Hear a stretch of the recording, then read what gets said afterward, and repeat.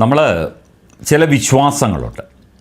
അതിൽ നമ്മുടെ കേരളത്തിൽ കഴിഞ്ഞ കുറേ നാളായി ചർച്ച ചെയ്തുകൊണ്ടിരുന്ന ഒരു വിശ്വാസം, മുഖ്യമന്ത്രി പിണറായി വിജയൻ ഇടപെട്ട് കഴിഞ്ഞാൽ ഒരു പദ്ധതിയും വിജയിക്കില്ല, അദ്ദേഹം ആർക്കെങ്കിലും ആശംസകൾ പറഞ്ഞാൽ അവർക്ക് ബുദ്ധിമുട്ടുകൾ ഉണ്ടാകും എന്നുള്ളതാണ്. നമ്മൾ ഇതിന് ശാസ്ത്രീയമായ അടിത്തറയൊന്നുമില്ല, ഇതൊക്കെ ഓരോ വിശ്വാസങ്ങളാണ് എന്നുള്ള കാര്യം നമുക്കെല്ലാവർക്കും അറിയാം. പക്ഷേ ഈ ഒരുപാട് അനുഭവങ്ങൾ വരുമ്പോൾ ആരായാലും എന്തായാലും വിശ്വസിച്ച് പോകില്ലേ എന്നുള്ള ഒരു മറുചോദ്യം അവിടെ അവശേഷിക്കുന്നുണ്ട്. അതെന്ത് കാര്യമായാലും അത് ഓരോരുത്തരുടെ സാന്നിധ്യം, നമുക്ക് ചില ആളുകളുടെ സാന്നിധ്യം വളരെ പോസിറ്റീവായി അനുഭവപ്പെടും, ചിലരുടെ സാന്നിധ്യം നമുക്ക് വളരെ ദുഷ്കരമായി അനുഭവപ്പെടും. ഇതൊക്കെ നമുക്ക് ജീവിതത്തിൽ നമ്മൾ അനുഭവങ്ങളിലൂടെ ഒരുപാട് കണ്ടിട്ടുള്ള ആളുകളാണ്. ചില ആളുകളുടെ ആ ഒരു സംസാരം, സാന്നിധ്യം ഒക്കെ തന്നെ നമുക്ക് സന്തോഷകരമായ ഒരവസ്ഥ സൃഷ്ടിക്കും, ചിലരുടേത് നമുക്ക് ഇത്തിരി മനസ്സിന് വിഷമമുണ്ടാക്കും. ഇപ്പോൾ IPL മേളം നടക്കുകയാണല്ലോ. IPL മേളവുമായി ബന്ധപ്പെട്ട് ഒരു വ്യക്തി, അതായത് ഒരു ക്രിക്കറ്ററാണ്. ഈ ക്രിക്കറ്റർക്ക് മുഖ്യമന്ത്രി പിണറായി വിജയൻ ആശംസകൾ അർപ്പിച്ചതിന് ശേഷം അദ്ദേഹത്തിൻ്റെ കരിയറിൽ വലിയ തോതിലുള്ള തിരിച്ചടി ഉണ്ടായി എന്നാണ് പറയപ്പെടുന്നത്. പേര് കരുൺ കലാധരൻ നായർ. പ്രേക്ഷകർക്ക് ഈ വ്യക്തിയെ അറിയാമായിരിക്കും. ഇദ്ദേഹം 24 വയസ്സുള്ളപ്പോൾ ക്രിക്കറ്റിൽ അരങ്ങേറ്റം കുറിച്ചതാണ്. IPL-ൽ മുംബൈ ഇന്ത്യൻസിനോ മറ്റോ വേണ്ടി കളിച്ച വ്യക്തിയാണ്. പിന്നീട് അദ്ദേഹം നല്ല ബാറ്റ്സ്മാൻ ആയിരുന്നു. ഇപ്പോൾ അയാൾക്ക് 34 വയസ്സായി. 10 വർഷത്തിനിടയിൽ അയാളുടെ കരിയറിൽ ഒരു ഗ്രാഫും, ഉയർന്ന ഗ്രാഫും ഉണ്ടായിട്ടില്ല. മാത്രമല്ല നല്ല കളിക്കാരനായിട്ട് കൂടി അയാൾക്ക് പല അവസരങ്ങളും ലഭിച്ചില്ല.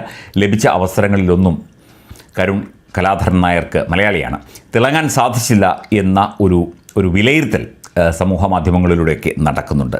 2016 നവംബർ മാസം മുഖ്യമന്ത്രി പിണറായി വിജയൻ്റെ ഒരു ആശംസാ സന്ദേശം ലഭിച്ചു. കാരണമൊന്നുമില്ലാതെ കരുണിൻ്റെ കരിയറും ഇടിഞ്ഞു.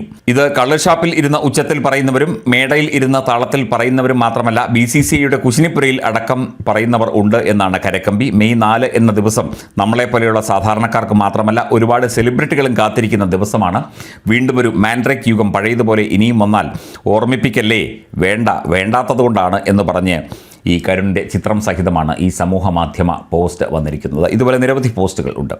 നമ്മളിപ്പോഴും പറയുന്നു, ആധികാരികമായി ഒരു വ്യക്തിയുടെ അല്ലെങ്കിൽ മുഖ്യമന്ത്രിയുടെയൊക്കെ സാന്നിധ്യം കൊണ്ട് ഒരാൾക്ക് ഒരു ബുദ്ധിമുട്ട് ഉണ്ടാകണം എന്നൊന്നുമില്ല, ഉണ്ടായിക്കൂടായികയുമില്ല. പക്ഷേ അനുഭവങ്ങൾ പലതരത്തിൽ പല രീതിയിൽ ഇങ്ങനെ കടന്നു വരുമ്പോൾ അങ്ങനെ ഒന്ന് ചിന്തിച്ചാൽ അത് കുറ്റം പറയാൻ പറ്റില്ല സമൂഹത്തെ. കാരണം നമ്മളുടേത് ഒരു വിശ്വാസത്തിൻ്റെയും പ്രതീക്ഷയുടെയും അല്പം അന്ധവിശ്വാസത്തിൻ്റെയും ഒക്കെ മേമ്പൊടിയോടുകൂടി ജീവിക്കുന്ന ഒരു സമൂഹമാണ് കേരള സമൂഹം.